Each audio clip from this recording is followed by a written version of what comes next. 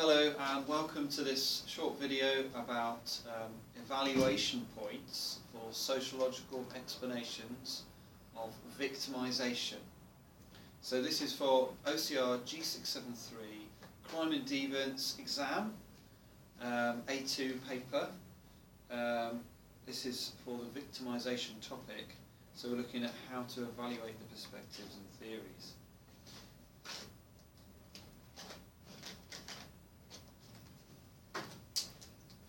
So let's take each perspective, each main perspective in turn. Now they kind of ask you about, I think it's two main perspectives, let's just check that. Okay, so there's two main perspectives on the specification, which can be found on ocr.org.uk, or you can just search G673 specification, Google that. So you can see they're looking at the patterns and explanations of victimisation.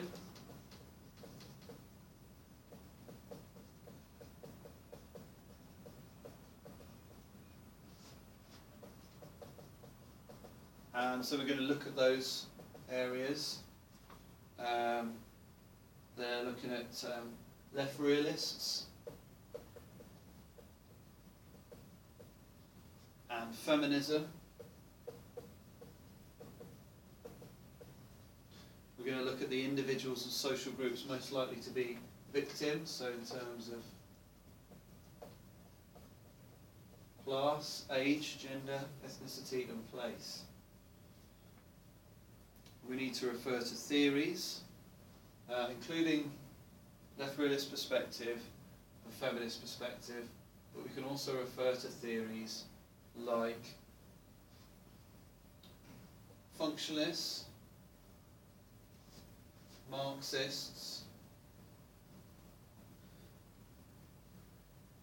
feminists we've got there, interactionists,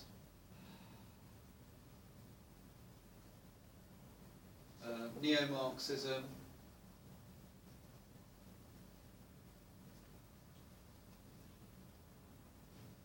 right realism and new right. And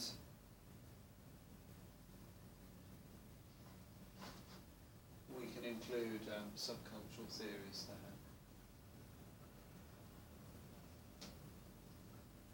Subculturalism is a theory on its own.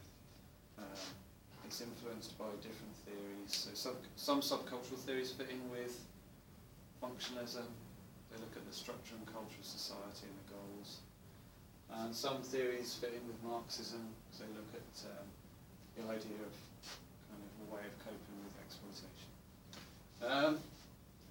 So looking at the patterns and explanations, the first thing I would do is define victimisation. So victimisation refers to patterns in terms of groups who are more likely to be victims of crime. For example, those from working class or lower status backgrounds. The young are more at real risk of being a victim of crime. In terms of patterns, it's actually males for crimes like assault, for females, sexual assault, but generally it's males who are more likely to be victims of crimes like street crime. Ethnicity, ethnic minority groups, often more at risk due to issues like racism, cultural conflict. Place, urban areas likely to find more victims, especially in these groups. Obviously there's a difference here between the actual patterns, but then there's also the issue of vulnerability compared to impact. In other words, you might be more vulnerable to being a victim of crime, or you might be at greater risk of being a victim of crime. So for example, young people are more likely to be a victim of crime than older people. But then we have the issue of impact and fear. where although young people are more likely to be at risk, they show less fear when interviewed or surveyed about being a victim of crime compared to older people who are more fearful of being a victim but at less risk in reality. So that is also an issue because it does have an impact on quality of life. There are costs in terms of quality of life, like stress, but also fear of crime creates issues in terms of financial economic costs. For example, spending money on a taxi because you fear being a victim on public transport. So we've got the issue of patterns of crime, the difference between real risk and the issue of how there's a fear of crime. There's also the issue of impact, because older people are less at risk of being a victim, but the impact of crime may be more severe for an older person compared to a younger person. So that's to do with the costs, I've said here, in terms of the impact of crime. Then we have the explanations. So what can we say about this? The left realists tend to take these statistics for granted. So they do agree that these are the victims of crime more often. The reason they give is to do with issues like marginalisation. They say that these groups are more marginalised in society. They also may agree that offending is something that affects these groups more. They think it's important to focus on the victim because victims have been ignored in previous theories and perspectives. For example, Marxism and interactionism tends to be offender focused in the past. The left realists want to get involved in restorative justice processes. Restorative Justice Council showed a 27% drop in reoffending when victims and offenders go through this mediation process and where offenders were made to take more responsibility for their acts. So the left realists would criticise the other views, focusing on offenders more than victims. They would argue that victims are suffering inequality. So these groups tend to suffer disadvantage and inequality. So they talk about inequality. Okay, we'll come back to that idea because it links to what the conservative views of the functionalists and the right realists are saying. Okay, we'll come back to that later. Okay, I'll briefly state it now, which is simply to say that whereas the left realists place emphasis on inequality, we need to support victims and get offenders to take responsibility. The functionalists and the right realists might argue that people make choices in relation to the structure and culture of society. Rational choice also extends to victimisation, so people who choose to behave in a certain way may be more likely to be treated in a certain way by the members of society. So people who are victims may be partly responsible for their own victimisation. This is known as victim precipitation, where people's acts actually cause them to become victims of crime. For example, those who resort to self-defence using a weapon, people who are murdered, a high number of those who are murdered often resorted to using a weapon first. Okay, so we've got feminism. Okay, the feminists talk about the idea of patriarchy.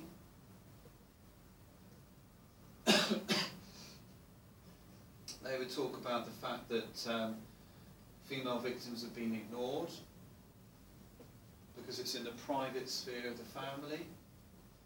Privacy, every man, man's home is his castle. The private sphere of the family is where a great deal of crime takes place behind closed doors. The feminists would therefore say the criminal justice system has ignored female victims, sometimes treats them more harshly than male victims, For example, women who don't conform to gender norms may be considered responsible for their victimisation. So the feminists would clearly criticise the conservative views of functionists and the right realists for overplaying the responsibility of the victim and for underplaying patriarchy and the responsibility of society rather than the individual. We can talk about how obviously domestic violence, sexual assault and rape can be considered linked to the gender system, normal family life. So thinkers like Smart see rape as an extension of normal gender relations, where economic security is exchanged for sexual availability, where men are expected to be active seekers of sex, women are expected to be passive, avoiding being open to sex, and therefore men who are forcing themselves on a woman are therefore seen as pushing that normal dichotomy of male and female sexuality. So it's just a more extreme version of normal female and male sexual relations. Obviously that is criticised, the feminist view is criticised by other thinkers. So someone who's been described as a neoconservative thinker is Camile Paglia, or Paglia as we may say in the UK. And she describes dating as combat, it's like combat. She says it's a jungle out there. So her argument is that women should take responsibility for their own individual safety. She argues that feminists have sold this myth of gender equality to women, which ignores and underplays the natural difference between male and female sexuality.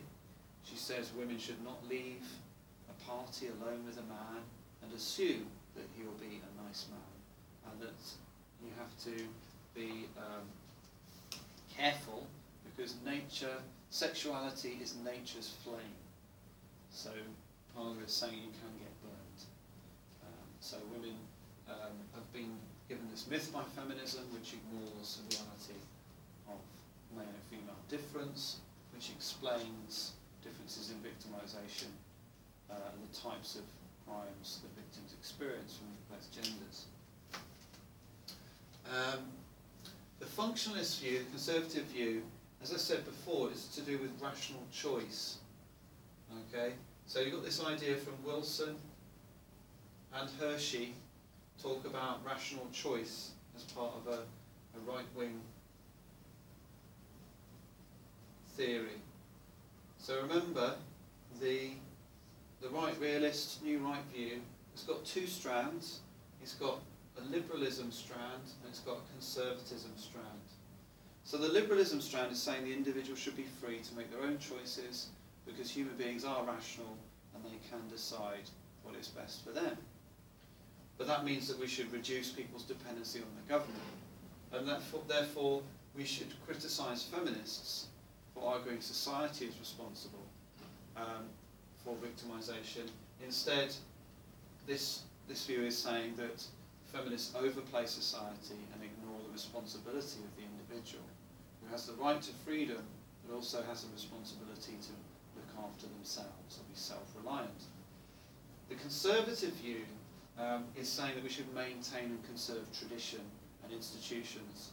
So we should have punishment, we should punish those who commit offences, but we also therefore need to judge behaviour of those who are accusing another of harming them. Otherwise, we have the situation that moral boundaries are not reinforced. People may act selfishly, because the conservative view is that human beings are selfish and irrational, they are unable to make logical choices for themselves. And so the conservatives would argue we need to reinforce moral boundaries. Human beings need to know that they're responsible and they need to be controlled. And that includes females who are sexually promiscuous. That behaviour should not be ignored and allowed either, as well as young males being sexually predators, we also need to control females. So there is this view of a natural difference between males and females, and a natural tendency to be selfish in human beings, which leads to irrational, illogical behaviour, which needs to be controlled. The feminists are ignoring this by focusing on this idea of gender and culture and equality, because the conservatives would say this ignores nature and natural difference, and the fact that equality is impossible if human beings are naturally different. We need a system, we need institutions.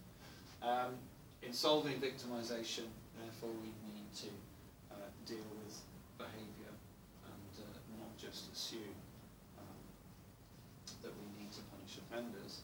Also look at victims and consider their behaviour.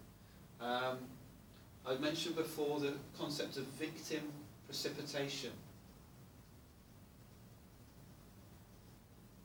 Okay, there's a study by Wolfgang, homicides, murders. We found that a large proportion of murders involved the victim resorting to violence first and ended up a murder victim. So there is this idea that people bring or escalate the situation. The same principle can be applied to rape or sexual assault, where females say no and, or say yes and later say no, or are unclear in their response to sexual advances. Some judges in the 1980s argue that essentially if you're wearing certain types of clothing, then you're asking for trouble. In other words, women must take precautions and be responsible for themselves. This view, the conservative view, can be criticised. We could argue from a left realist point of view that this overplays individual responsibility and ignores wider systems and processes of inequality like marginalisation. Women's and men's behaviour may be ways of coping with a lifetime of abuse, which is not their responsibility and individual choice, but a product of a society with poverty and violence and abuse in that background. The conservative view ignores this because it focuses on individual responsibility and maintaining the family, whereas the left realists might agree with feminists that the family itself may be problematic and the abuse might be part of normal family life, which we need to address. And the conservatives therefore ignore this issue in explaining victimisation. We could also use the Marxists to support this view, saying that poverty is a reason for victimisation, which the conservatives will ignore because they want to keep inequality and they want to keep individual responsibility. So the conservative view is really blaming individuals for problems beyond their control.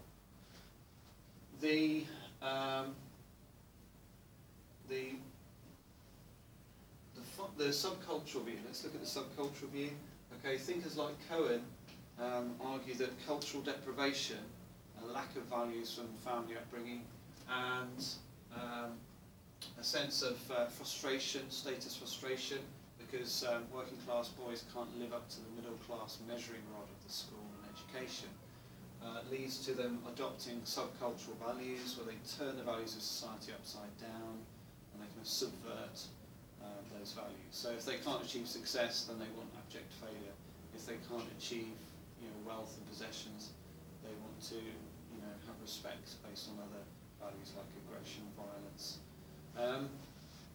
They would actually argue that victimisation is a result of issues like opportunities, and they would probably say that if young people have the opportunities to get status in other ways, they will, but this will put them in the context of crime, where they may be more likely to be a victim of crime. So essentially young males may be more involved in criminality, and that is one of the reasons why they're more likely to be victims of criminality.